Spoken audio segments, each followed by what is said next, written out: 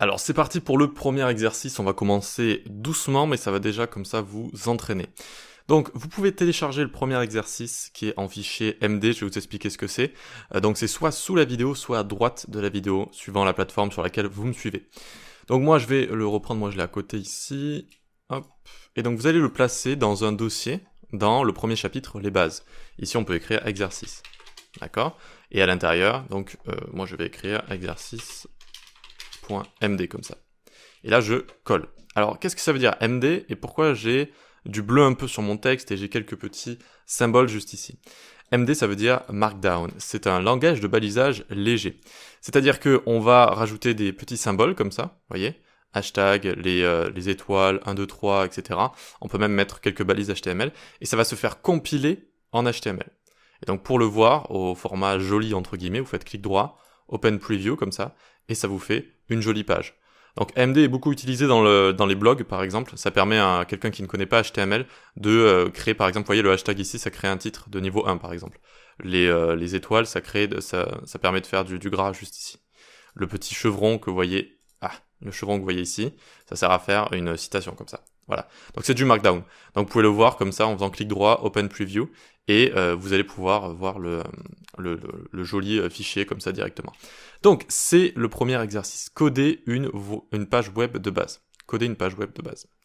Tentez de coder toutes les instructions écrites ci-dessous, donc toutes les instructions qu'il y a juste ici. Le but c'est vraiment de coder à la main.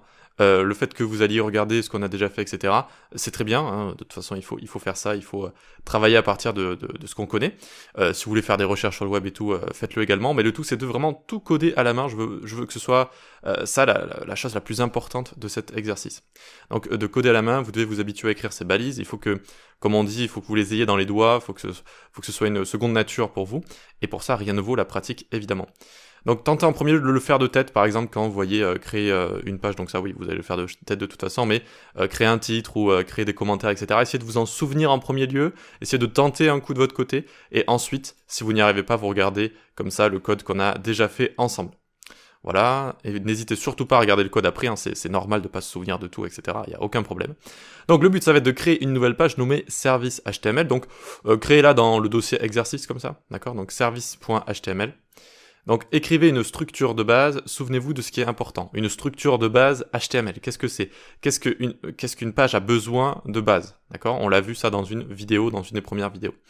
Ensuite, on rajoute un titre avec comme contenu ma première page web, un bloc de commentaires avec écrit page d'accueil à l'intérieur, et on crée une liste non ordonnée avec le contenu de votre choix. Voilà. Donc, je vous laisse faire tout ça. Je vous laisse tenter de résoudre toutes ces instructions. Encore une fois, vous mettez pas la pression quoi que ce soit, c'est un premier exercice, c'est tranquille.